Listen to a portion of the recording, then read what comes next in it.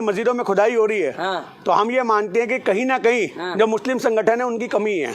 आज वो खुदाई के लिए परमिशन दे देते हैं, वो धरना प्रदर्शन नहीं करते, वो घेराव नहीं करते। ये मुस्लिम संगठन कमजोर है। आप एक गुरुद्वारे की ईंट तो हिला के दिखाओ, आपको संसद की ईंट हिला के दिखा देंगे। अपने मुसलमानों के जो उनके गुरु हैं मोहम्मद साहब हैं, उनके लिए उनको खड़ा होना चाहिए, उनका स्टैंड लेना चाहिए। अगर आप ही लोग अपने गुरुओं के लिए स्टैंड नहीं लोगे तो आज आपके देश के लिए आपके लिए कोई स्टैंड नहीं लेगा। कि हमारे सावरकर का ढोल फट चुका है, जगह जगह वो माफी वीर के नाम से प्रसिद्ध हो चुका है। तो उस माफी वीर को सही में वीर दिखाने के लिए फिल्म बनानी बहुत जरूरी है।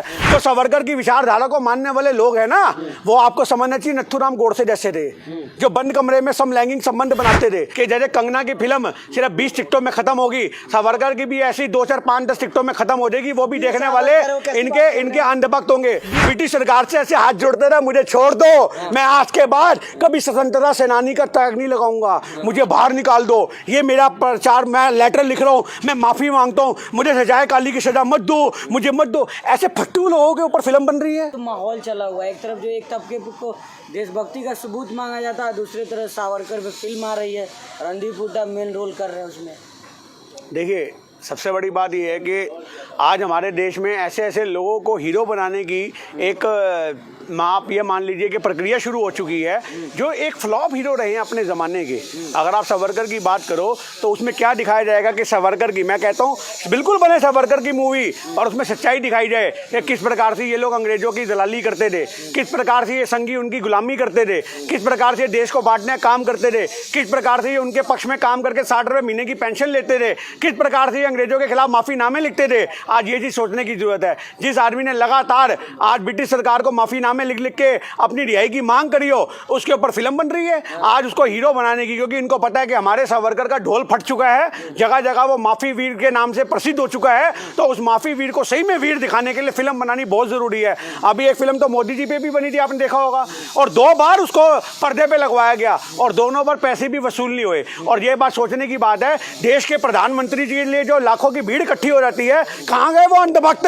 अपने भगवान की फिल्म देखने नहीं गए। तुम्हारे भगवान फ्लॉप हो गए टीवी के अंदर, टीवी चैनलों पे वो 4 दिन में उतर गए। और मोदी जी की फिल्म के अंदर तो हमने पहली भविष्यवाणी कर दी थी कि विवेक ओबराय तेरा भविष्य खत्म। आज वही बात आखिरी साबित होगी, रणदीप हुड्डा तेरा भविष्य खत्म। तू ऐसे आदमी का किरदार अपने आप में निभा रहा है कि जब तक तू जिंदा रहेगा सारी जिंदगी गालियां खाएगा लोगों से, क्योंकि तू उस आदमी को हीरो बनाने के पक्ष में है। पर अगर इस फिल्म के अंदर सच्चाई दिखाई जाए तो हम सब लोग देखने जाएंगे, हम सब कांग्रेसी देखने जाएंगे, जगह जगह प्रचार करेंगे कि जाओ और सावरकर की फिल्म देखो। पर ये सच्चाई नहीं दिखाएंगे, ये उस एक दबे हुए इंसान को हीरो बनाने की कवायद करेंगे। इंसाफ दिलाएंगे वीर सावरकर को। सावरकर को मिल गया इंसाफ मेरे भाई।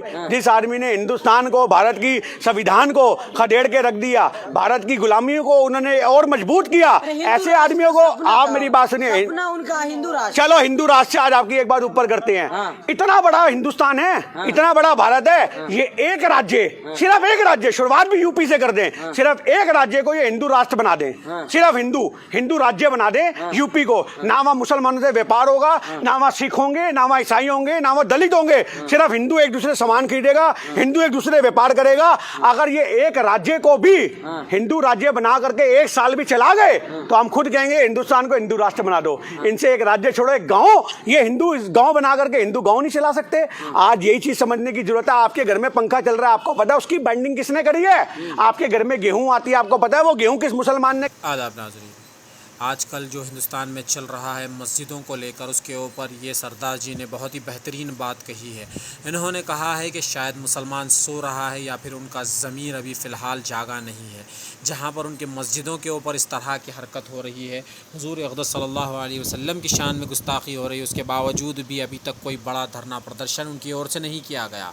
इन्होंने कहा है कि अगर कोई गुरुद्वारे को हाथ लगा कर दिखाए तो ये बताएंगे कि ये कम्युनिटी के लोग क्या कर सकते हैं। तो मुसलमान कम्युनिटी के लोग अभी तक क्यों कुछ नहीं कर रहे हैं। इस वीडियो को एंड तक देखिएगा, सरदार जी की बातों को गौर से सुनिएगा, उसके बाद आपकी राय हमारे कमेंट बॉक्स में एक बार ज़रूर बताएं कि इनकी कही गई बातें सच है या झूठ। काटी है, ये हिंदू ने काटी है। अरे बात करते तुम मुसलमानों का विरोध करके, आज अपने घर में जो पकड़ी रोटी है उस रोटी के अंदर देख लोगे क्या वो मुस्लिम की है या हिंदू की है? तो ये